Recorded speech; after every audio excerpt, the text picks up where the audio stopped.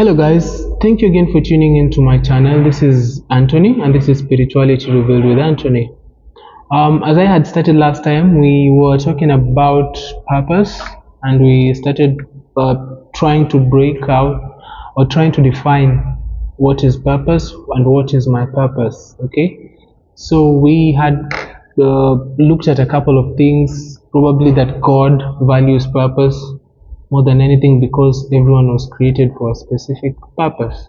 Okay, so in this episode I would like to continue from where we stopped, and the first point that I think is quite important also to know is that our purpose in life is to align with what God has ordained for us.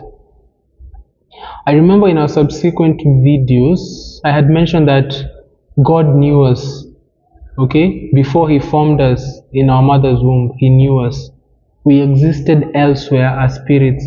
So when we came to this world and we were given a body to house the soul and the spirit, the soul is you. The soul takes priority in this world because the soul is the identity of the person that you have become in this world.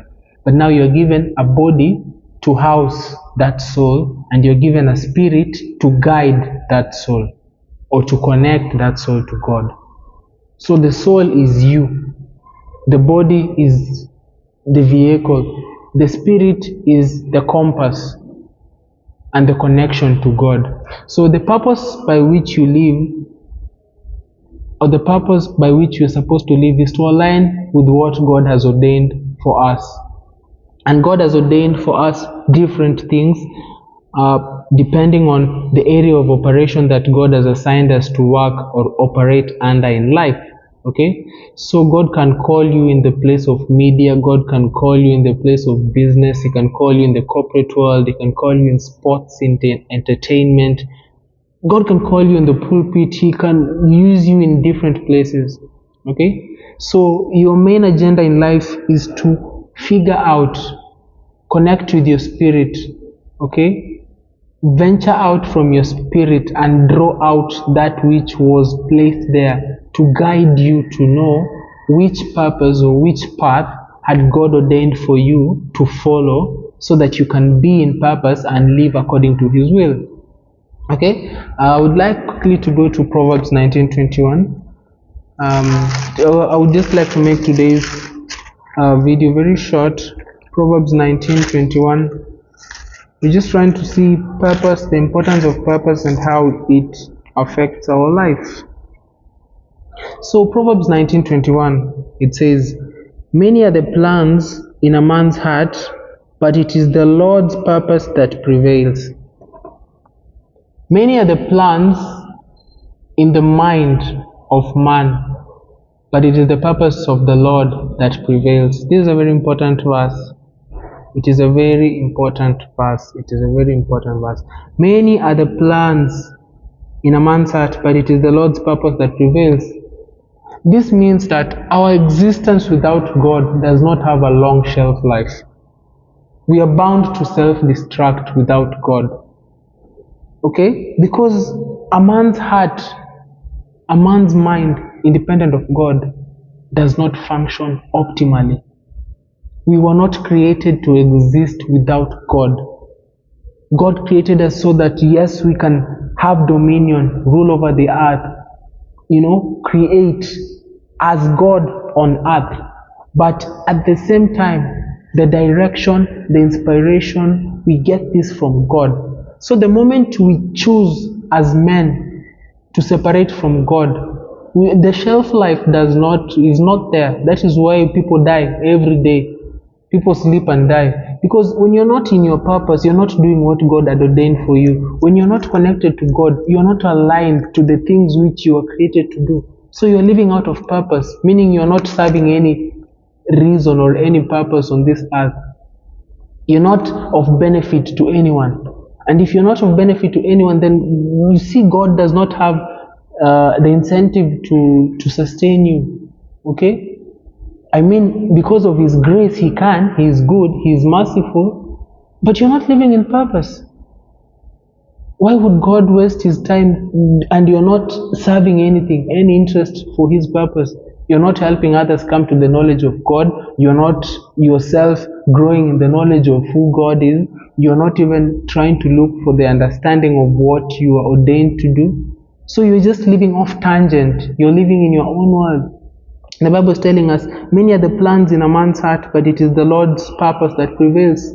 This will inform why many people want to do things their own way, and they always end up failing in one way or another. Even if you try, yes, you will reach a certain point, then it will fail. Because it is a principle. Anything that you start by yourself without God, you will sustain it by your own strength. You start something without God, you sustain it with your own strength. You start something with God, God sustains it. Because God's purposes prevail. The plans in a man's heart or mind fail. Why? Because you're using your own energy, your own understanding, your own wisdom, your own thinking to venture after something. And you don't have the vision. You can only see, you live in time, you are bound by time. You can only see what is presented to you physically. You cannot see beyond today if you do not engage your spirit. Because your spirit is transcendent, your spirit is able to see ahead in the days to come. So when you use your spirit to make decisions, it means you're engaging God to be a partner or a co-advisor in that business, in that decision you want to make. Not even a co-advisor, the main advisor. Then you become the note taker. Okay, you are guided. So when you engage your spirit, it sees beyond what you cannot see. It sees the spiritual hurdles that are there. It sees things that will happen. So when your spirit guides you to invest in a certain thing, a certain decision, to go in a certain direction, it is well informed, because there are spiritual eyes that are involved in partaking or in making that decision. While as you make that decision with your own mind, you are using carnal eyes, meaning you are making a presumption based on what you see in the current environment. And your mind, or what you are able to see, does not take into cognizance or recognize certain external factors that might influence whatever you want to do. So only God's wisdom has that availability, or has that it has placed that provision for these things that you are not aware of. Any decision, any advice that God gives comes with a provision for all these things that are set in your way as hurdles. So the decision that is led from God shall prevail. Why? Because it is well informed. You can only see so far. You are short-sighted. You are using the carnal eyes to view things that are affected or are affected, okay, spiritually as well as physically. Because anything that manifests physically has a spiritual origin or spiritual bearing. So if you do not have spiritual eyes to help you to make spiritual decisions that will end up affecting the output that you want in the physical, you are doomed. That is why men without God will self-destruct.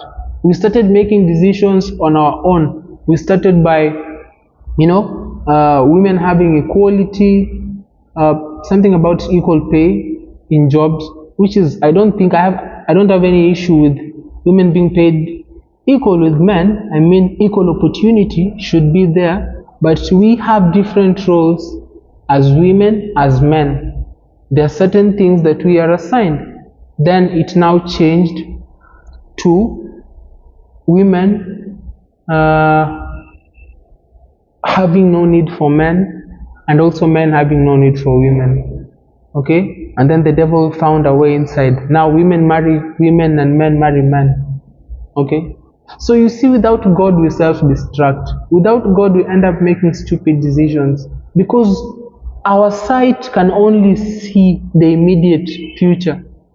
Our sight, which is carnal, does not account for spiritual interceptions, for spiritual interactions, for spiritual factors which play a crucial role. They play the major role in what outcomes we will experience. Okay? So our existence out of God does not have a long shelf life. We are bound to self-destruct. Okay? We are set out to have a personal relationship with Him, And through this relationship, God elevates us. Okay, if you maintain that relationship with God, it means there's a constant interaction between yourself and your spiritual world. And spiritual world gives you spiritual insight. Spiritual insight has spiritual wisdom in it. Spiritual wisdom is God's wisdom, and God's wisdom will always prevail.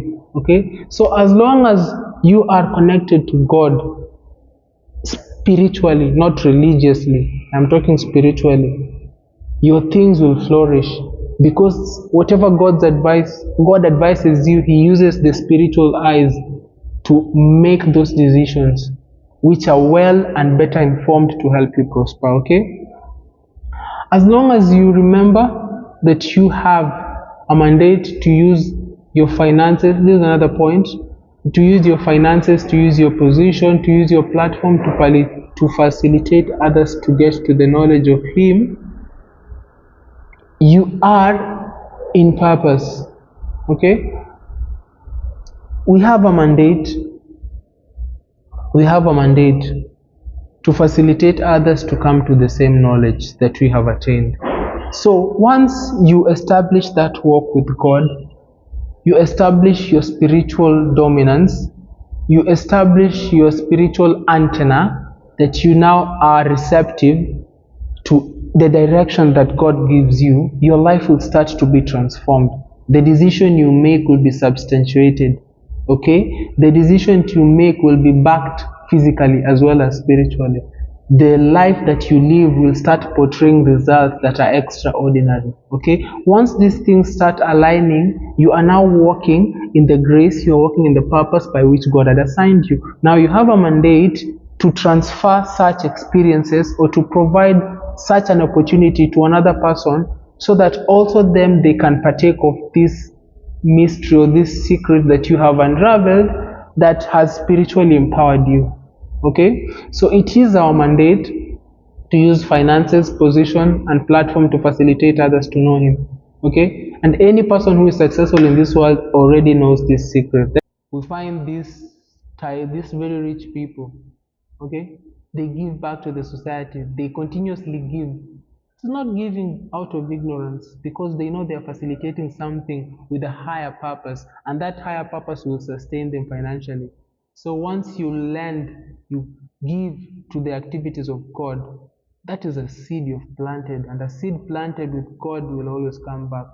There is a verse that says, as long as the earth remains, seed time and harvest will never cease. So that is the rule that God has created. The heat and cold will always be there. As long as the earth remains, there will be heat, there will be cold. There will be something called seed time, and there will be harvest. So whenever you plant a seed, it will give a harvest. Whatever you plant as a seed, you will harvest that thing that you planted. Okay, you plant in the lives of others, you will harvest those rewards. Okay, you will harvest those rewards. Okay, let to go to Matthew. I would like to go to Matthew 6:33. Matthew 6:33. Matthew 6:33. So Jesus was talking about the importance of having the correct priorities in your life. Okay, being in purpose. And here he was giving a teaching, and he was talking about seeking the kingdom of God. Okay, but seek first His kingdom and His righteousness, and all these things will be given to you as well. What things are we being given? He was teaching a sermon on not worrying. Okay, so let me go back to verse 31. So he was saying, so do not worry, saying, what shall we eat, or what shall we drink, or what shall we wear? For the pagans are people who don't have gods, or they worship strange gods. For pagans run after all these things, and your heavenly Father knows that you need them. But seek first His kingdom and His righteousness, and all these things will be given to you as well. God is giving you a simple teaching. He's telling you your Father is God. He created you. He put you on this earth. He gave you a body.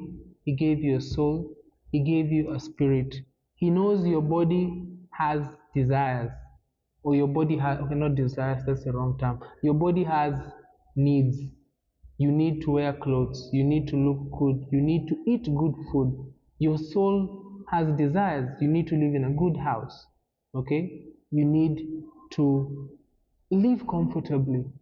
He says, do not worry about this. Your Father knows.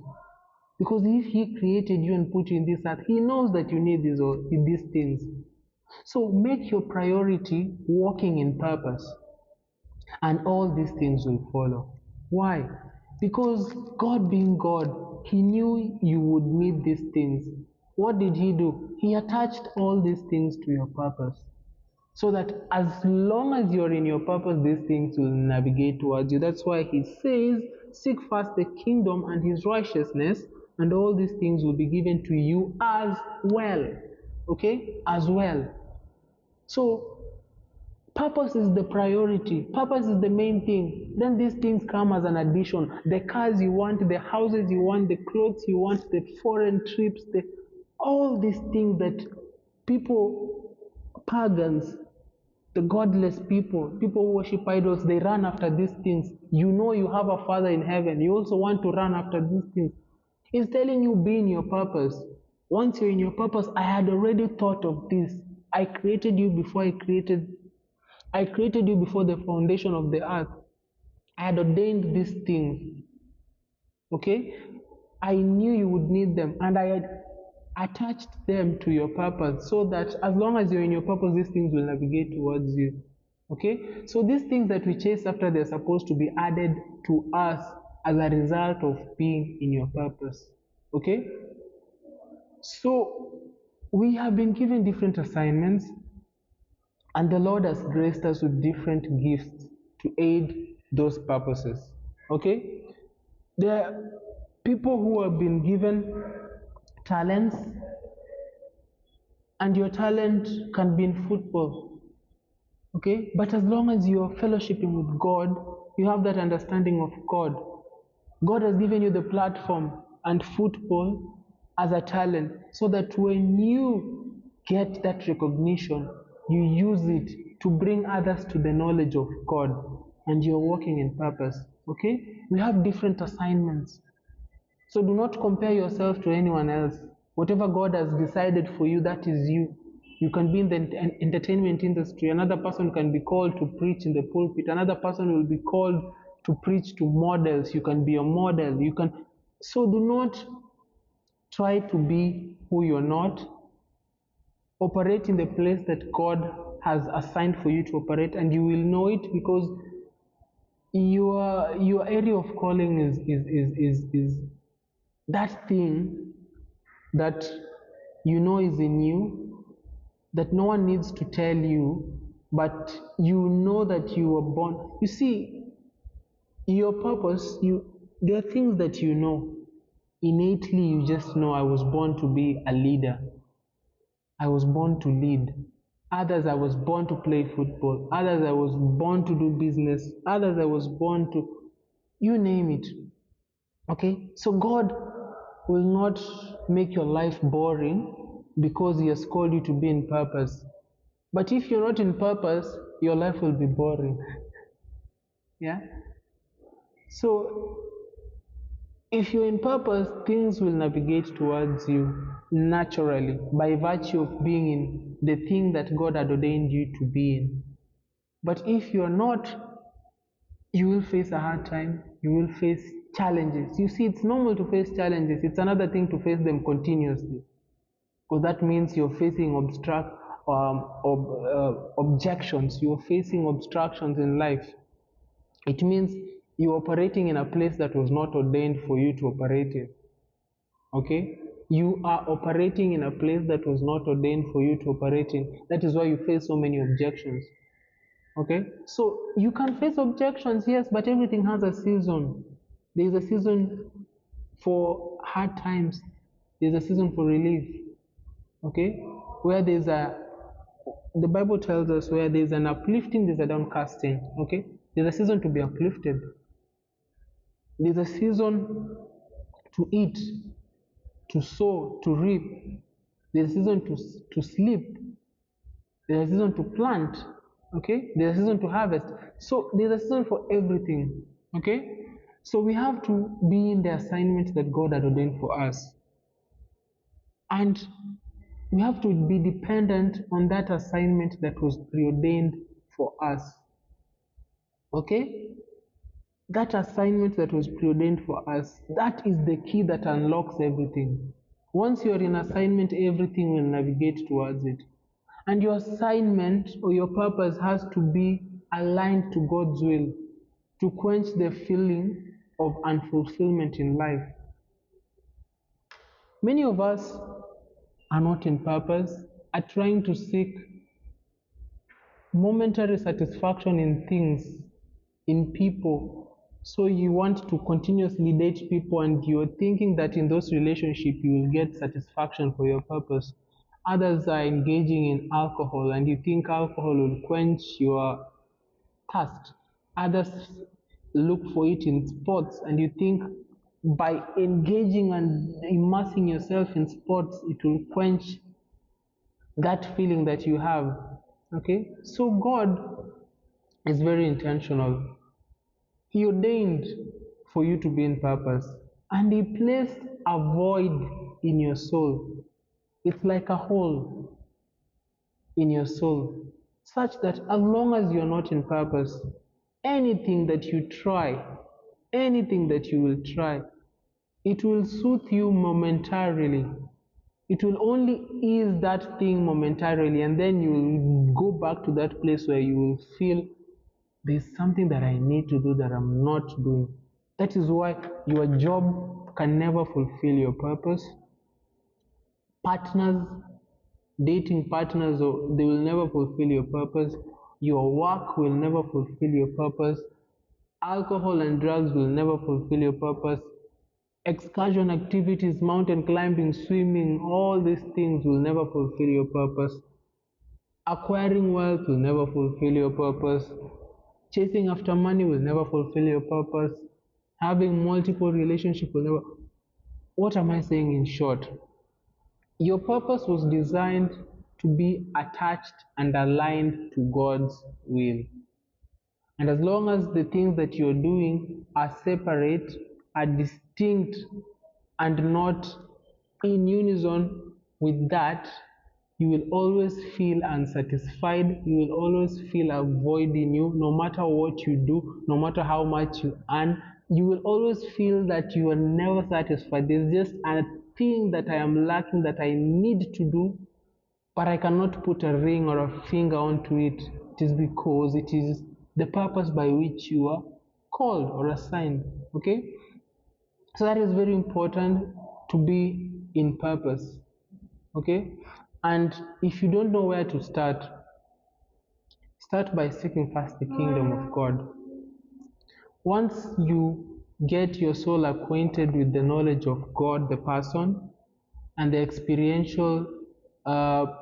the experiential part of it through fellowship, through prayer, through the scriptures, God will reveal Himself to you. God will direct you to the path that He had assigned for you. God will show you the way by which you should follow to achieve. Because God is a just God. He wants you to fulfill His purpose, but He also wants you to enjoy, because that is why He gave you a soul. He knew your soul has desires. God says, I will fulfill the desires of your heart. God also gave you a body. He knows this body needs to be comfortable. So He's not ignorant of these things, but He needs you to make His purpose the priority. Then everything else that you want will be given to you. And by the time it will be given to you, you won't even have the same lust and desire that you are having. Have you ever seen these people who are very wealthy and then they tell you that by the time I got these things, I don't even know what to do with them? Because you can only drive one car at a time. You can only do one thing at a particular time.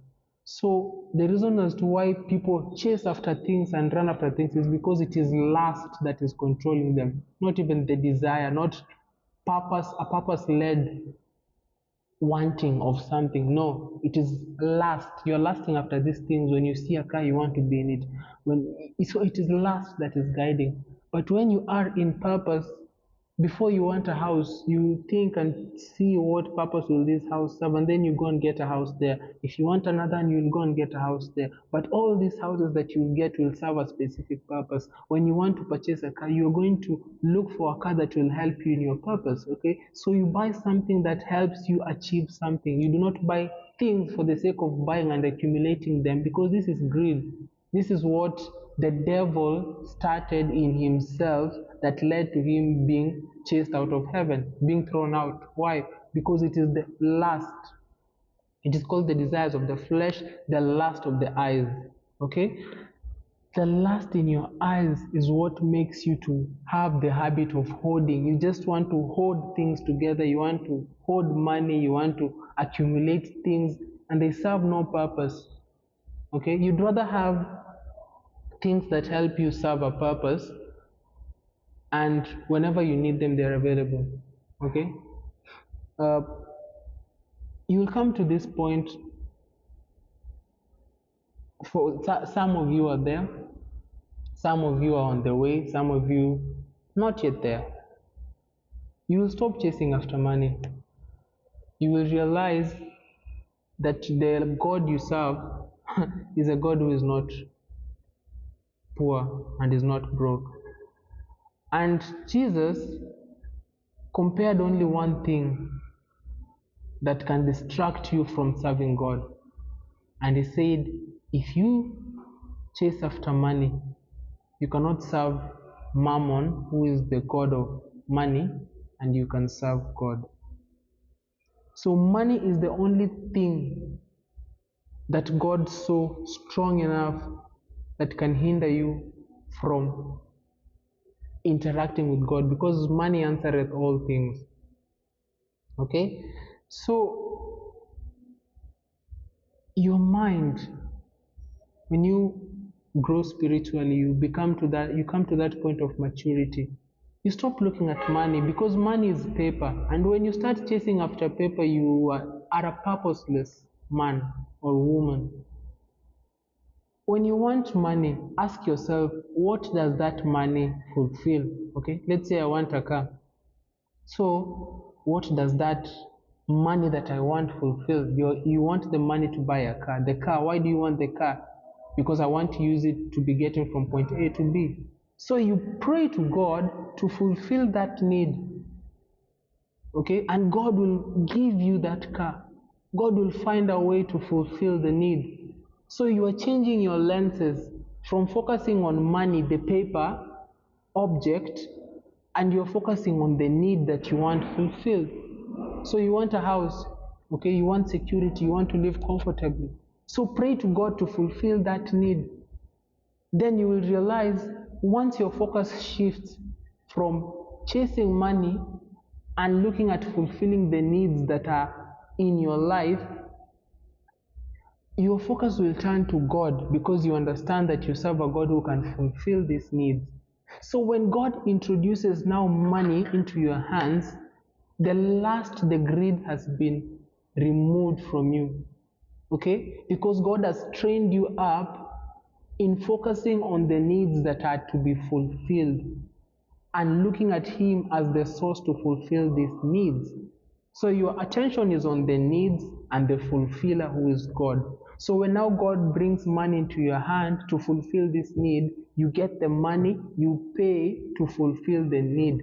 Your focus is no longer directed in money, at money. You have changed from being carnal to being spiritual, because spiritual, you will ask yourself, I am fulfilling a need. I am not chasing after a physical object called money. Okay? I think that's enough. I would probably finish with this verse today. There's one verse that I wanted to read before we finish Matthew, Mark. Just one verse. Luke chapter 12, 29 to 34. Luke 12, 29 to 34. Okay? This is a very important verse, and I would Not to expound on it, I'll just read it, it will sink. And do not set your heart on what you will eat or drink. This is Jesus speaking. Do not worry about it, for the pagan world runs after all such things, and your Father knows you need them. But seek his kingdom, and all these things will be given to you as well. Do not be afraid, little flock, for your Father has been pleased to give you the kingdom. Sell your possessions and give to the poor. Provide purses for yourself that will not wear out, a treasure in heaven that will not be exhausted, where no thief comes near and no moth destroys. For where your treasure is, there your heart will always be. God, your Father, knows your needs. He knows what you need. He's simply saying that everything that you need has been aligned to your purpose.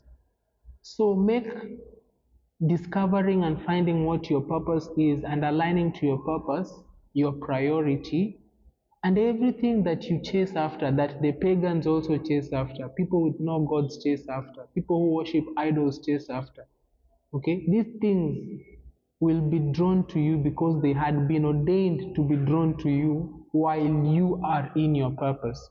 So as long as you're not in your purpose, you will keep on chasing them. When you come into your purpose, these things will chase after you.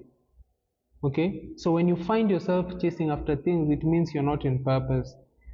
Anytime you're in purpose, these things will be drawn to you. They will navigate their way to you. So when you see people chasing things, people chasing the bag, it's a common say, I'm chasing the bag. Those are people that are blind. Those are people that are out of purpose. Those are people that are blinded, and you will see that people who chase the bag, they never get tired of chasing this bag. So I don't know where this bag is that they are chasing, or to what end are they chasing this bag, or where is this bag attached to that they keep on chasing. You see, you are attached, aligned to your purpose, and the things that you're chasing after will be attracted. They will navigate towards you. Okay, and God also tells us to keep our treasures in heaven where no moth destroys, for where your treasure is, there your heart is also. So if your treasures are on earth, your heart will be where these treasures are. But if you treasure, or if you have kept your treasures in heaven, your heart will be there. You need to understand, he's talking about moths not destroying. Okay, so he's literally meaning, though this is a bit deeper, you can actually, when you're spiritually mature, when you grow into it, you can reach a place where you can store your wealth in heaven.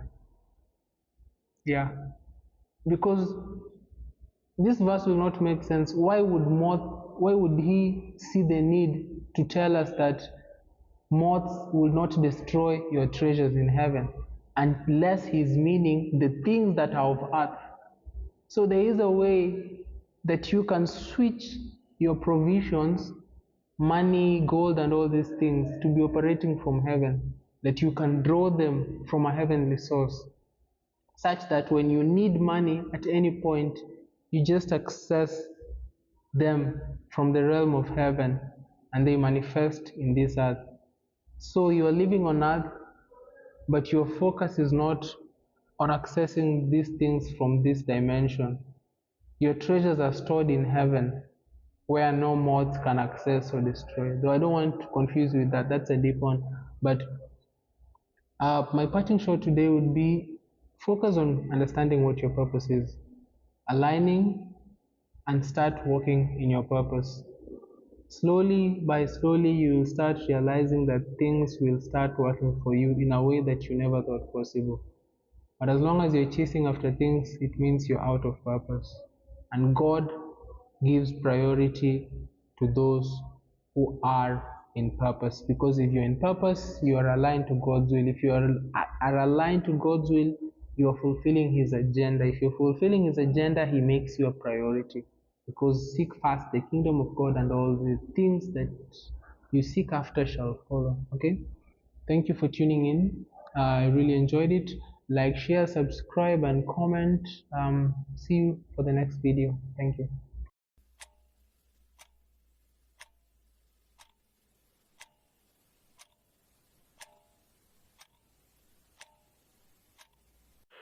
You can see it.